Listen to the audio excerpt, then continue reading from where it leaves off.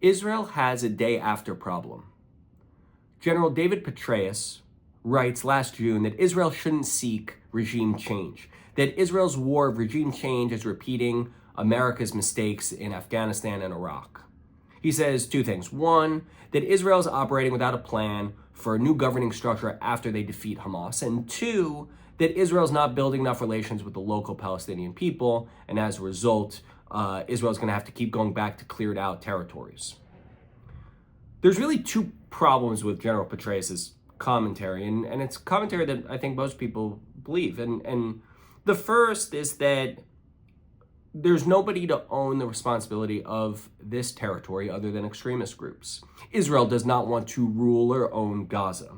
Neither does anyone else except for democratically elected and popular extremist groups like Hamas. Egypt, Lebanon, Jordan, the Arab states don't want responsibility for the Gaza Strip. Neither does the United Nations. The other issue with this this day after problem is that there is deep infiltration of Hamas into the Palestinian culture and local population. The civilian population is deeply tied to the cause of Hamas and radical jihadism. They have, in general, low levels of education, high rates of extremism, radicalism, jihadism.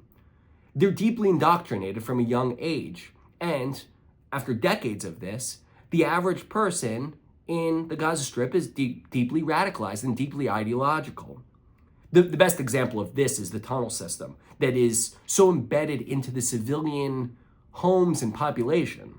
And as Israel has gone into Gaza over the last year and a half, it's been exposed to be even greater than Israel thought. That this tunnel system's even that much more farly entrenched in the civilian population.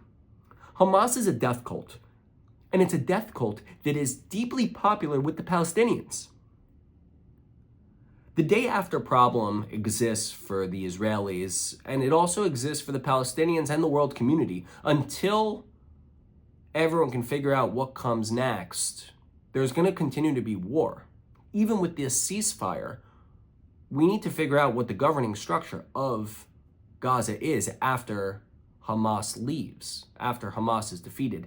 Israel will not allow Hamas to continue to rule. And so what comes next is the big question.